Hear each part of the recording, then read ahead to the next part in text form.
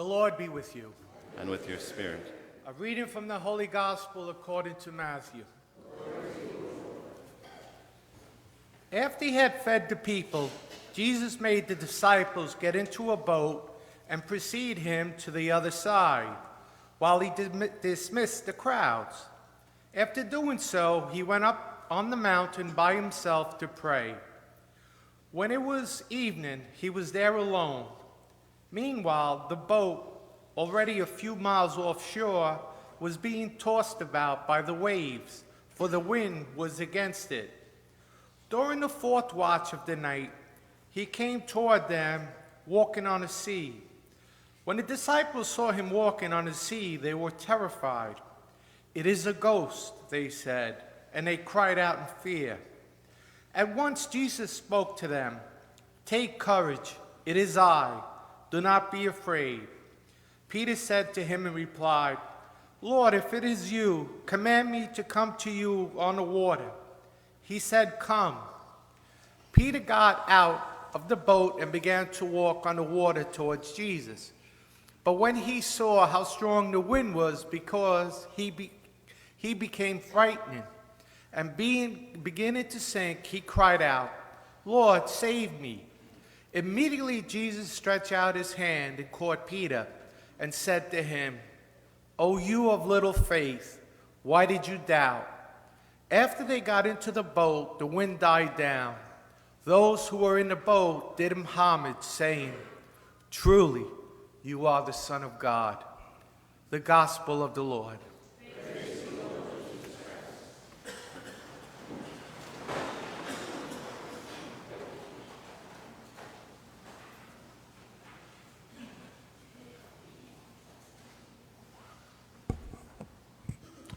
There's a true story of a gypsy family who survived the Holocaust during the Second World War. The family were members of a traveling circus that toured throughout Europe at the time. In one of the family acts, a teenage daughter would jump from a high wire to no net below, and her father would catch her. The account goes that one day the father left the apartment they had rented early in the day, leaving the daughter alone in the apartment. Later that morning, a stranger came to the door and knocked. She let the stranger in. He said he had a message for her from her father. He said that the Nazis were about to enter the town and they might be arrested. It was too dangerous for the father to enter the town during daylight, and it was too dangerous for her to try to escape during daylight. So at 2 a.m. in the morning, she was to go up on the roof of the building and from the northwest corner of the building, jump, and her father would catch her. Well, after the stranger had left, she realized she didn't know the stranger. She didn't know if he was telling the truth. And she really wasn't quite sure which corner of the roof was the northwest corner. But precisely at 2 a.m., she went onto the roof and found what she thought was the northwest corner. She whispered down to the street, calling her father. But there was no answer. Promptly, at 2 a.m., she jumped. And her father caught her. The gospel we just heard is about many things: courage, faith, mystery. But above all, it's about trust. Trusting God in the midst of any storm, and accepting his invitation in the middle of the storm, simply to come where he is calling you. Your world right now is full of storms. You don't want bad things to happen to you. You don't want to have to worry. You don't want to be hurt again. You don't want to be cheated by people. There's a lot to be afraid of. No, you think. This can't happen to me. I'm going to do whatever I can to not go through this. So, it's hard to see Jesus in the midst of the storms and the fear, let alone hear his voice through the storm calling you to safety. But one young man, in the middle of a particular storm, did hear his voice and responded. Kent Brantley studied medicine at Indiana University. Even as a student, people knew he was different. He was one of the most caring souls around, one classmate told the news media. Kent is one of those people that makes you look at yourself and say, what more can I do? A devout follower of Jesus, he gained a reputation for wanting more than anything to help those less fortunate. So it surprised no one that he became involved in a Christian international aid group called Samaritan's Purse, working like a good Samaritan to help those no one else would touch. After he finished his medical residency in 2013, he volunteered not to go to a fine practice here in the States, but to work for next to nothing at a hospital in Liberia in Africa. And it was there that he caught the disease that he had been fighting so hard against. Ebola, the Ebola virus is lethal.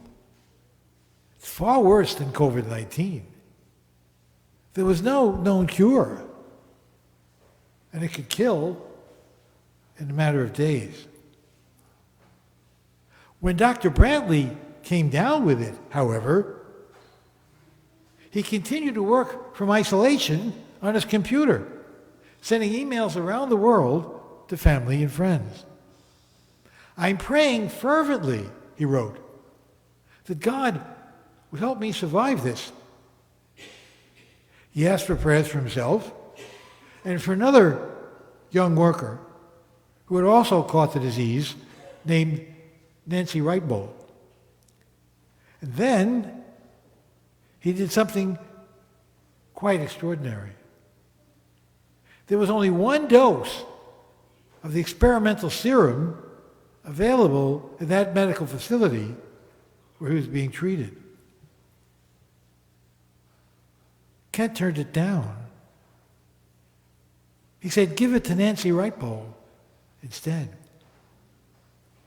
Then, miraculously, a 14-year-old boy who had been treated for Ebola by Dr. Brantley came to the hospital and offered his blood for the doctor. The boy put it very simply. He wanted to help save the man who had saved him. They gave Dr. Brantley the transfusion, doubting whether it would do any good.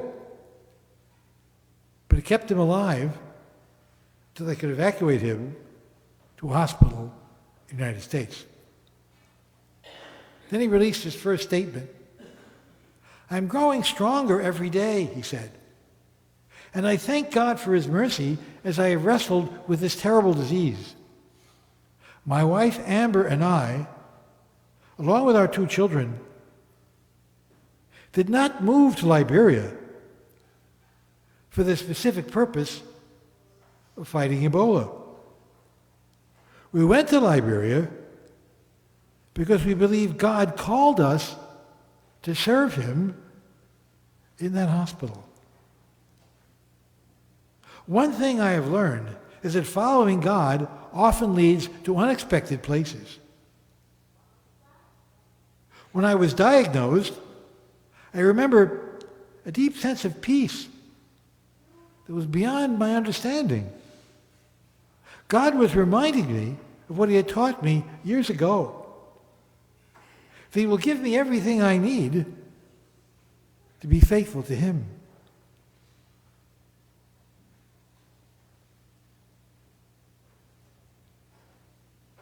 That's the trust. That's the kind of faith you need to survive the storms of your own life. At a particular moment in his life, defying every instinct most people would have, Kent Brantley saw Christ's extended hand and heard the quiet invitation above the howling wind of disease. Come, get out of the boat of your secure life. Trust not what you think will keep you safe. Trust only in me, no matter what happens. Now, you're probably wondering if you could possibly be like Kent Brantley, or for that matter, St. Peter. So often, the odds are too dangerous, the waves too high, the wind so terrifying. With so much to fear in life, it seems easier and safer and smarter and more secure to turn away, to hang on for dear life, to stay in the boat of security. To do anything else would seem quite foolish.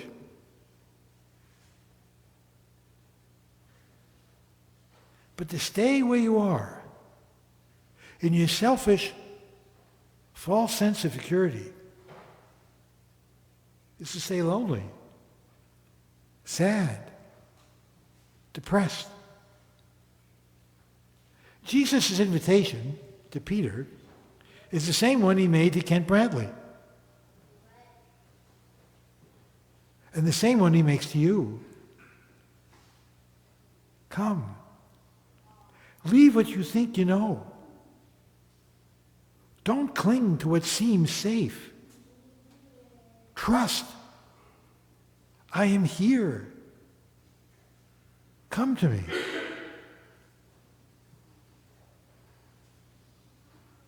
Now you may be thinking, I can't do that. I can't get out of the boat.